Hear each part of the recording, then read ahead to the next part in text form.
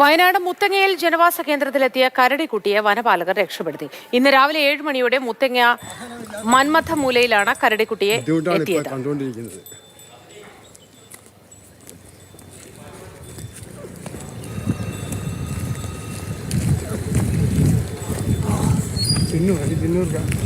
കമൽ വിവരങ്ങളുമായി ചേരുന്നു. കമൽ, എങ്ങനെയാണ് ഈ കരടിക്കുട്ടിയെ പിടികൂടാനായത്? വിവരങ്ങൾ എന്തൊക്കെയാണ്?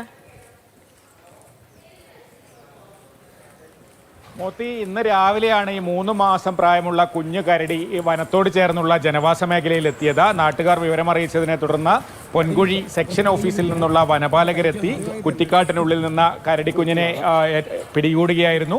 അതിനുശേഷം പൊൻകുഴി ഫോറസ്റ്റ് ഓഫീസിലേക്ക് കൊണ്ടുപോയി പ്രാഥമികമായ പരിശോധനകളൊക്കെ നടത്തിയ ശേഷം ഇന്ന് തന്നെ കരടിക്കുഞ്ഞിനെ വനത്തിൽ തുറന്നുവിടാനാണ് വനം വകുപ്പ് ആലോചിക്കുന്നത്.